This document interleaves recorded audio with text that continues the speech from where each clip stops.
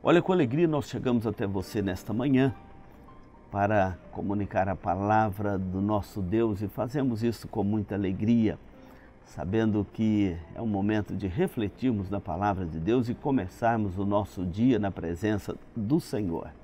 Jesus disse: buscai, pois, em primeiro lugar o seu reino e a sua justiça, e as demais coisas vos serão acrescentadas.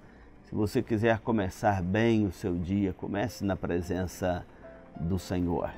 Hoje nós estamos lendo aqui uma porção do Evangelho, da carta de Paulo aos Romanos. Vamos por vários dias falarmos neste assunto.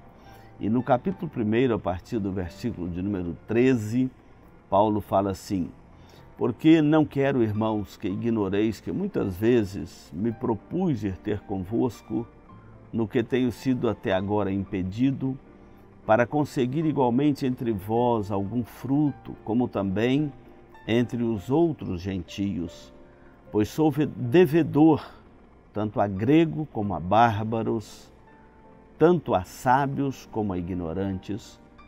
Por isso, quanto está em mim, estou pronto para anunciar o Evangelho também a vós outros em Roma.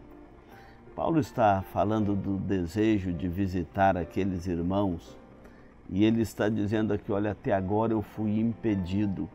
Nós temos a plena consciência de que um servo de Deus, ele trabalha dentro de uma agenda que Deus estabelece para ele. Se você ler o livro de Atos dos Apóstolos, você vai entender o que eu estou te dizendo. A agenda de um ministro do Evangelho não é a agenda dele, é a agenda de Deus. Paulo, como apóstolo e ministro do Evangelho, ele está dizendo aqui: olha, eu não quero que vocês ignorem que muitas vezes, me propus ir ter convosco, no que tenho sido até o momento impedido. Impedido por quem? Pela agenda que Deus estabeleceu para o seu servo. Ele começa essa carta dizendo que ele é servo de Jesus Cristo. E um servo tem que entender que quem controla a sua agenda é o seu Senhor. Eu espero que você, como um servo de Deus, uma serva de Deus, entenda isso, que Deus é quem controla a nossa agenda. Às vezes queremos precipitadamente algumas coisas e Deus nos manda esperar o momento certo. É o caso aqui de Paulo, que ele foi impedido de visitar os irmãos até esta ocasião. E ele diz: conseguir igualmente entre vós algum fruto, como também entre os gentios. Paulo está falando aqui de conversão, de novo nascimento, da graça do Evangelho que chega ao coração do homem levando nova vida. Esses frutos que ele está falando aqui é o fruto do Evangelho no coração do pecador, que o transforma numa nova criatura. E ele diz: eu sou devedor tanto a gregos como a bárbaros, tanto a sábios como a ignorantes.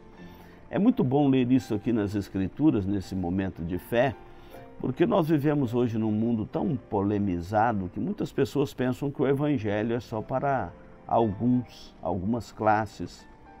Alguns povos podem ouvir o Evangelho, outros não. Quantas vezes somos questionados, por exemplo, de levar o Evangelho aos povos indígenas? E eu sei que muitos ouvem aqui um momento de fé. E por que não podemos levar o Evangelho a todos os povos, tribos, raças, nações?